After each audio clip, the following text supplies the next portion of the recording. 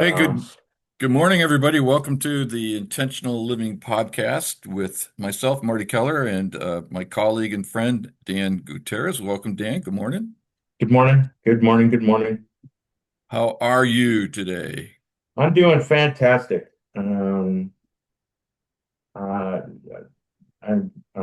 my physical pain, my headache is gone, and man, the sun's out. Uh, I don't know. Life is grand. I mean, I didn't realize how bad I felt until I started feeling good again, Yeah, and it's like, how wow.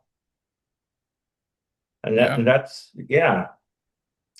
That could be another chapter, or another example of hopefully of what we're going to get to this morning. I want to Well, write it down before I forget it here. good idea. Good idea. There's another phrase that you use often that I've started using, which is something along the lines of "I'm participating well with my life." Yes, I'll support anybody with that awareness.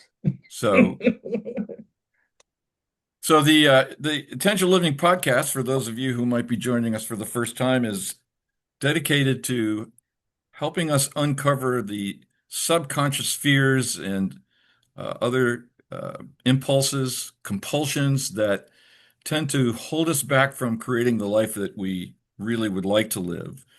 To deal with the inner civil war, the part of us, the wounded child, the unhealed trauma that wants to stay in an addictive state, curled up and afraid of the world, versus that higher power directed idea that life is, as Dan said, in your, as you said in your opening comment there, that life is to be lived and enjoyed, and it's here for us to create whatever it is that we choose. And Absolutely. the motto of this podcast is based on a saying of the great Greek philosopher Socrates, who said, "The secret of change is to focus all of your energy not on fighting the old, but on building the new." And so the intentional living process that you and I have been part of, is taught to us by John Donovan, who's on our other podcast, is all about finding the way to use the old to catapult into the new, to use the wounds that we've experienced in childhood to uncover them, befriend them, and use them as a way to create what we really want. And so there's something that there's many ideas and research by people who have gone before us have contributed to our understanding of what's going on. And one of those things is something that was discovered right after World War II by the great British psychologist named John Bowlby, who ultimately created what's called attachment theory. And we thought we might Mhm. explore that this morning. So, Dan, what do you understand as attachment theory or attachment process? And what have you been thinking about it lately? Um, well, I've just been thinking about what's been driving me my entire life on a level that I hadn't been aware of, and it's a drive to attach to other human beings, other things, to feel secure, or create some kind of attachment with something, someone. Um, and then I just started looking for examples of how human beings, this drive is so powerful. Um, and when you're born, it's innate in the child, it's in the baby. Um, that's their innate drive, is to attach to the caregiver. If it doesn't manage that, it'll die.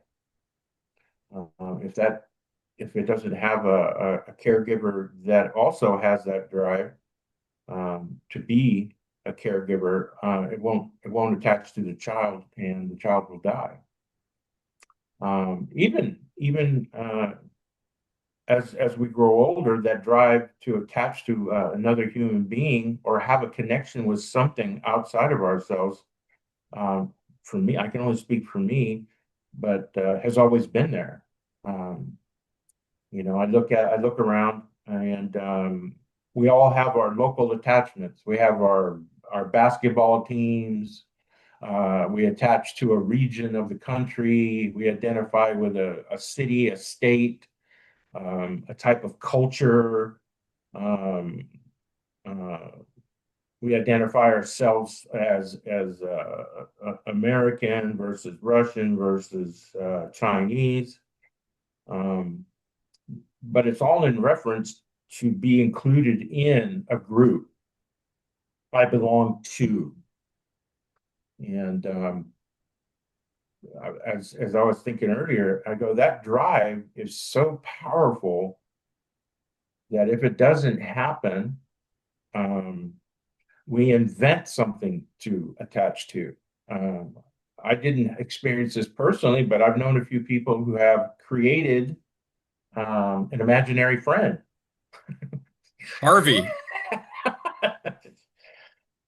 And to extrapolate that further, the need to attach to something has, you know, um, created religion.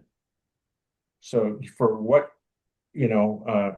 qualities do we imbue in a deity?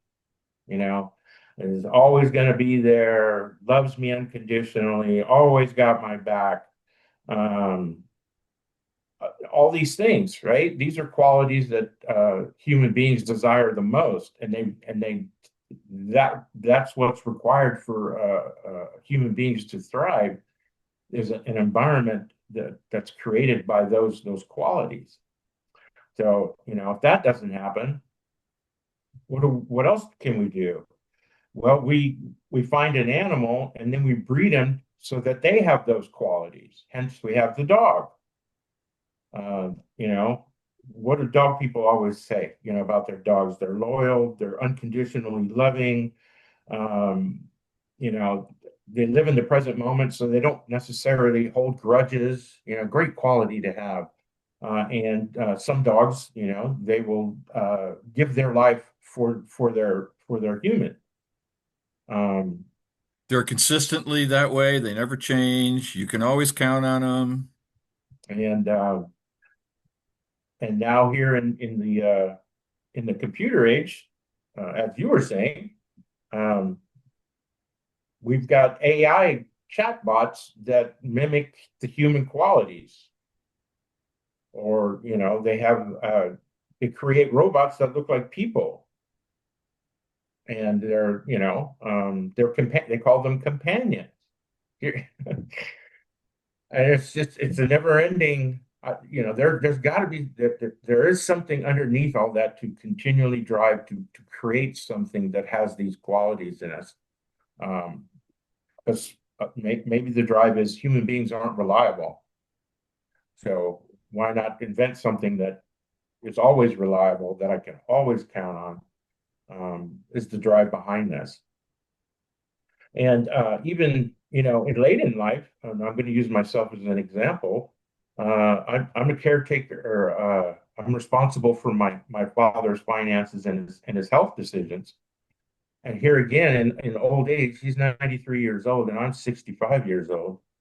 That attachment is still there, you know. And when I was little, he was there to create that relationship, that secure attachment. And here I am, uh, on the other end of it now, in his when he's nearing his end of life. I'm still there as a form of attachment, as a son who's taking care of him, making decisions for him, looking out for his best interest. So this is a lifelong thing that goes to go for me. It's been my experience that goes on with human beings. So, having said all that, now what happens if my attachment growing up is not that? It's not reliable. It's not loving and nurturing. Um, it's not always there. Not secure. Well, this going forward is the template for my relationship template, And if I don't have the awareness that this is what's driving me, I will continue. I might choose relationships that mimic my dysfunctional family of origin, and I won't be aware of why I keep making these decisions. So that's why, for me, understanding my attachment style gives me insight into my behavior, why I've chosen to be in relationships with people or women for me that have in the past mimicked my family of origin, and I didn't know it. But as a child, um, I don't like to use the word love because a child's not born. I think that's a human, an adult construct, a definition of love. What love is? A child is born with a need to attach. It has to have an attachment. Later in life, I think we can, bring in the word love as an adult because we have an understanding of the concept.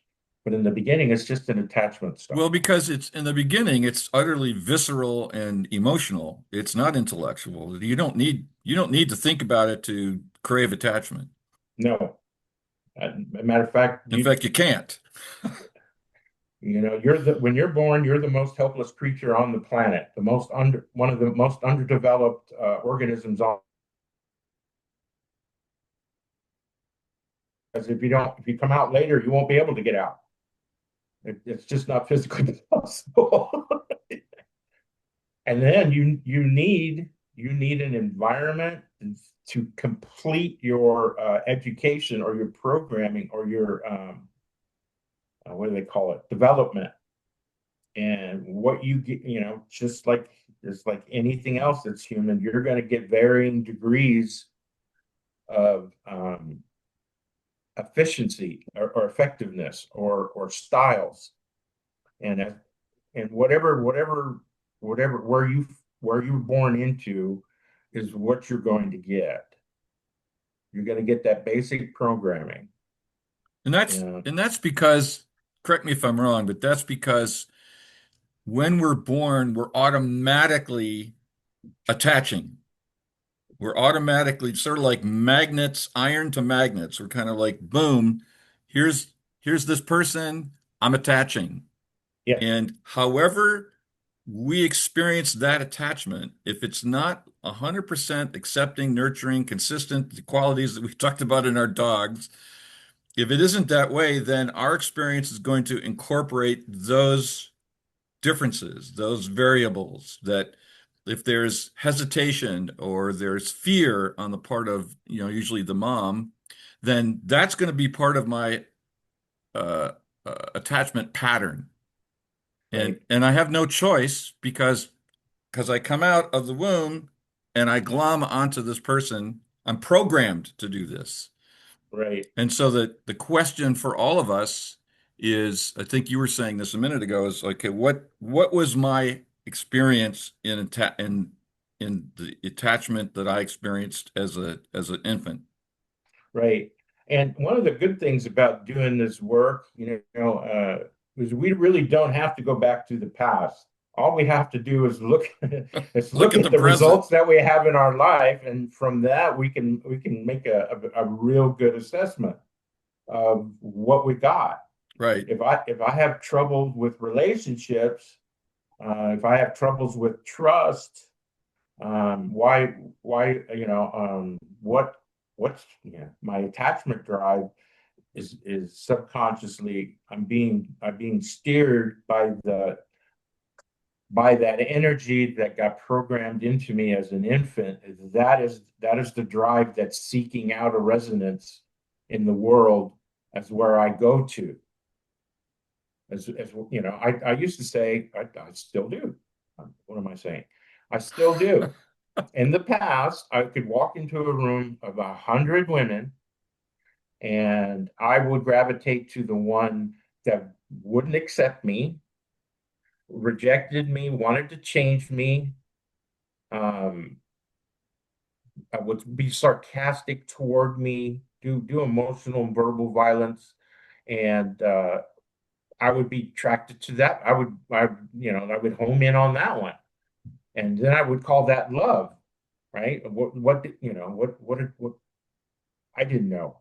But if I found somebody that approved of me, didn't, accepted me the way I was, that was like next, next, next. Give me the one that wants to criticize and reject me and tell me I'm not good enough. Yeah, give me that one. And then I would be attracted to that energy. It's not the individual, and I'm not blaming women, um, Well, for because the irony is that that process is working on her part at the same time. yes. So she's looking for you, whatever energy it is that you have that feeds her dysfunction, she's going to, it's mutual. Yes. And then we call it love. And then next thing you know, we're married and we're trying to create a new generation of, we're passing on our dysfunction. Um, unless there's an intervention, and unless there's a moment, I don't know how it comes about, where you sit down and it's like, well, how many failed relationships have I got? And what's wrong with me? It's usually the question, why do I keep doing this? Maybe that starts the inquiry, you know?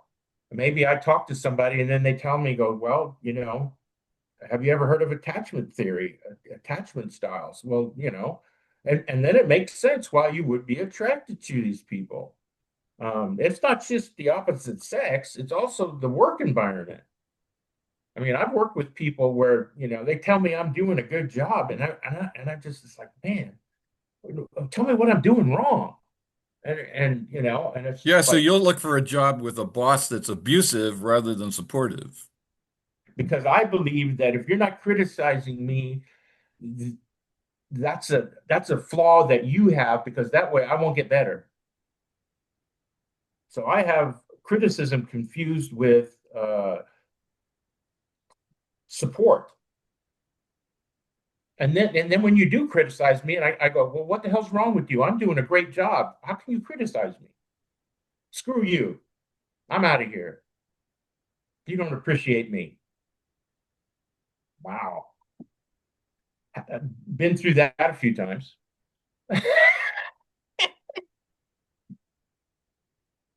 So yeah, that's how. So what you're saying is that there's a there's a number of ways that we can come to understand our original attachment pattern. Yes. It may be from romantic relationships and the way that they've developed, and it may be from work relationships. It may be from all sorts of things where we end up being frustrated, pissed off, angry, blaming, resentful, and finding ourselves essentially um, feeling like we're blocked from something that we really want. Right. I didn't understand this drive, this attachment drive, our friend John Donovan, he used to call it, what do I have love equaling, right? For me, I changed it to, what do I have love confused with?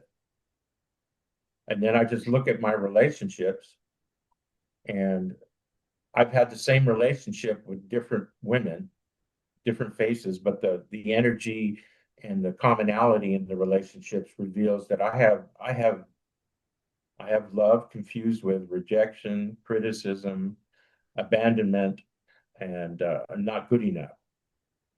And then I thought, well, okay, that's an adult concept. Where did I get it from?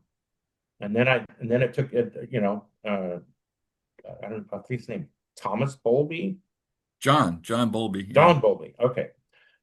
And it's just like, okay, love and attachment are similar. Attachment is something that happens as a child. Let's look at that. And sure enough, I have the insecure, avoidant attachment style.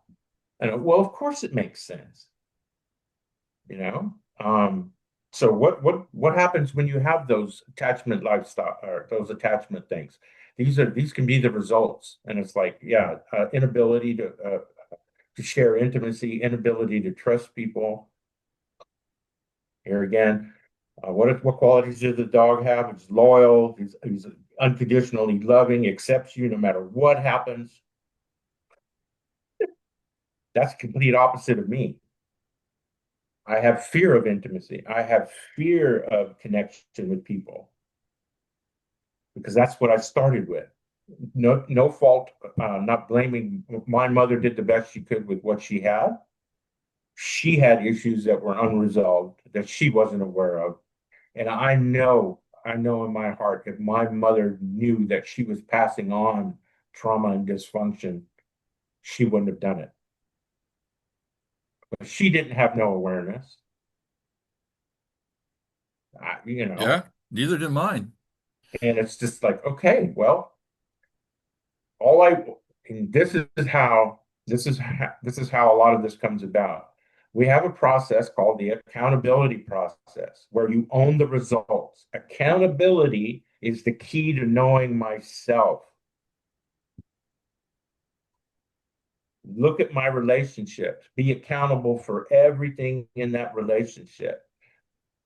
What did I do? What were what they bring to the table? Hey, and before you hold that thought, if you would, because I just want the newcomer to know when we say be accountable, we mean be accountable to ourselves, not to anybody else.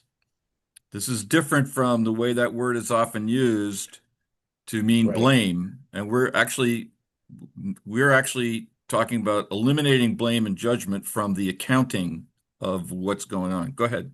right. So, right, as in a traditional sense, yes, the police department holds us accountable for our behavior. The traffic officer, he's out there holding everybody accountable to the laws that we're supposed to be following. What I'm talking about, we're talking about is that when I'm accountable for myself and my behavior, I don't need external accountability, which is someone else to do it for me, right? Um, and if I rely on somebody else to hold me accountable, then I'm creating another a dysfunction, which is called codependency. When I make you responsible for my behavior, or I ask you to help me, quote unquote, help me be responsible for my behavior, that creates a codependency. I can't do it. People ask me, well, would you be willing to wake me up in the morning? I got an important job interview. And I tell them no. I go, do you want to borrow $20 to buy yourself an alarm clock?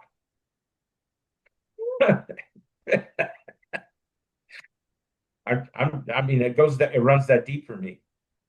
Um, Well, and you and of know, course, insecure attachment or avoidant attachment promotes codependency yes, because that little kid is looking for something that he's not getting, and so it becomes really um, it becomes messed because there's no clarity for that kid.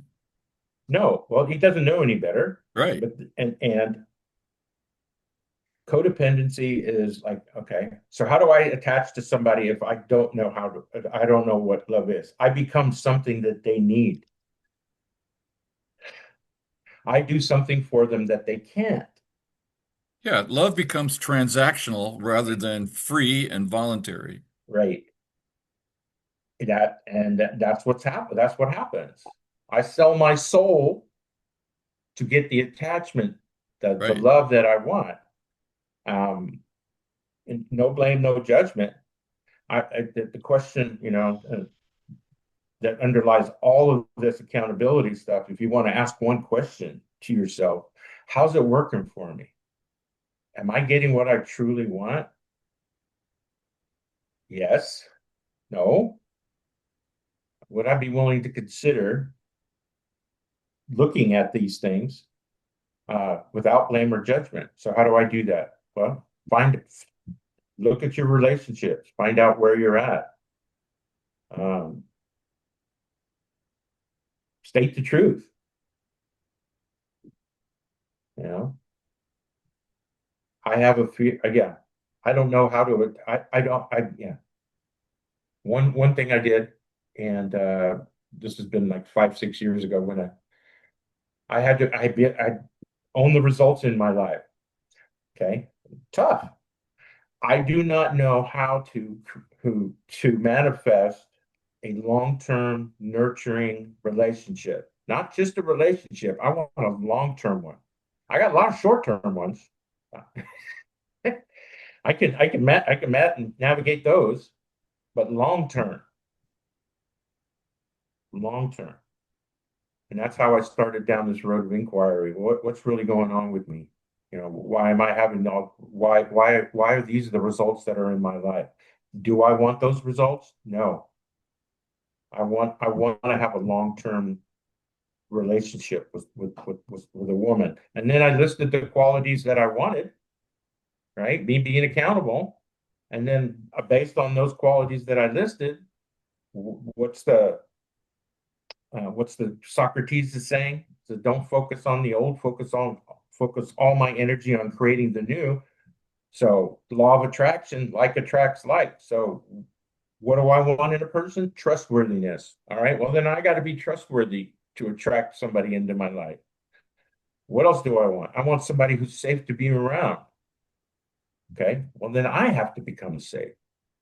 So the empowerment comes from this process of figuring out that I didn't know how to create a long-term nurturing relationship, shifting to what is it, the qualities that I want to have in a long-term nurturing relationship, and then focusing on creating those by becoming those qualities.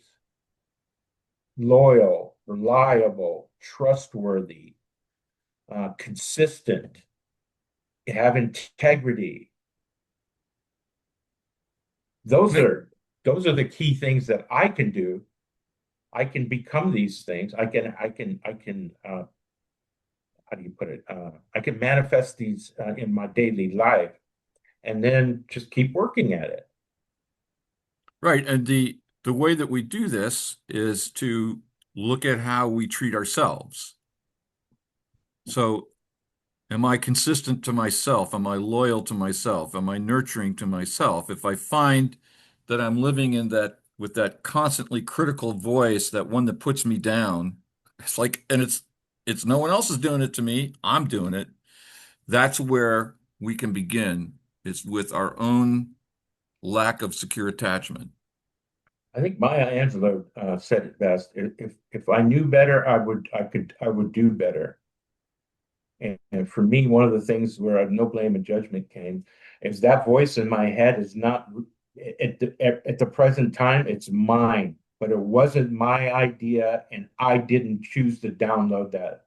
I'm just regurgitating what was given to me, It's as right? if it was a program, like a It's a computer program. subconscious program that engages when I'm struggling. And this is the tool you use to create the connection that you want is by when I do violence or I do emotional violence, I criticize myself, I create separation, which is abandonment.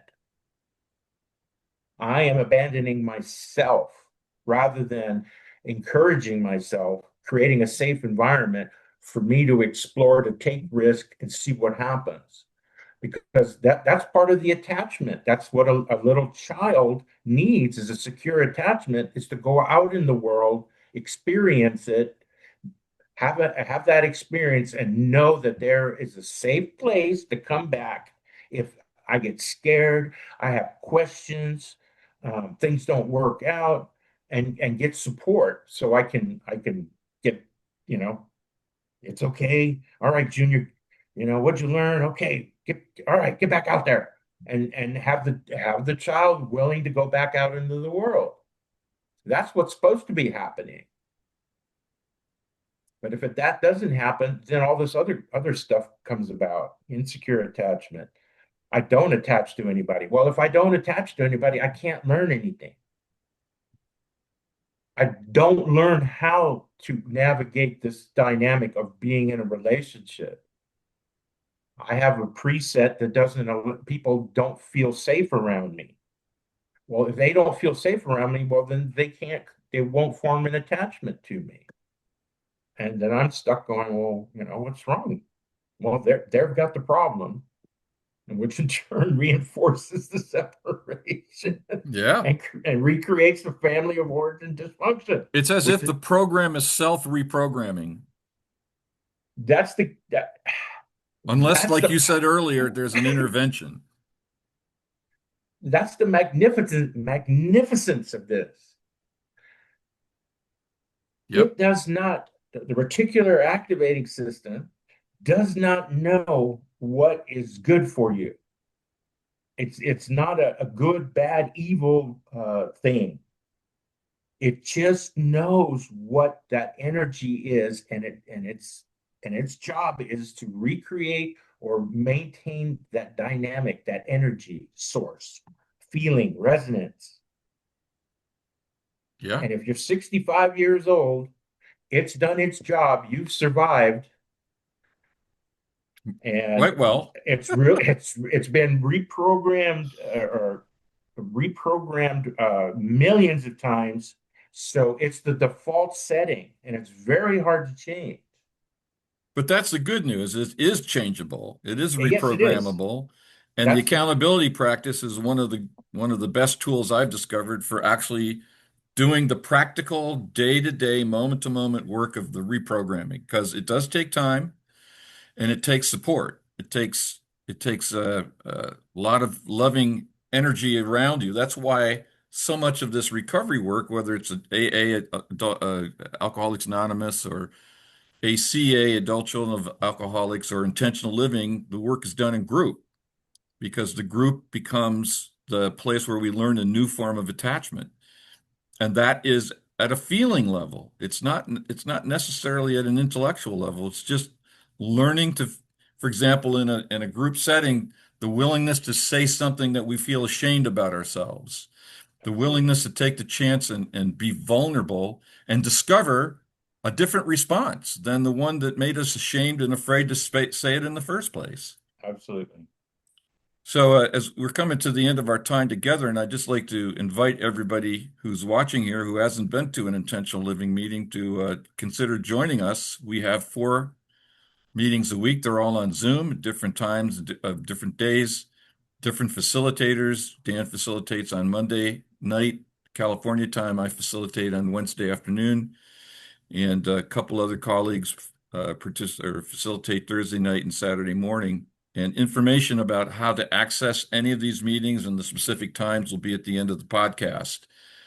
Also, I just with this really fascinating insight about attachment, I I recommend that you consider going to YouTube and just put in the search engine attachment theory or attachment theory John Bowlby, Bowlby. And there's some crucial experiments that he and colleagues designed to you can see a little baby in a controlled experiment finding how disattachment can work or insecure attachment can work. And you'll see the mother is cooing and paying attention to the baby, and then she's instructed to look the other way. And you can watch that infant get confused and upset and start crying. And a simple thing of the mom now appearing to be unavailable. Yep. And so that's how these guys they actually ran scientifically designed experiments to check out exactly how this works. So check that out on YouTube if you'd like more information about how this attachment um, process in us works. And with that, Dan, any last thoughts before we wrap up? No, create the relationship that you want with yourself.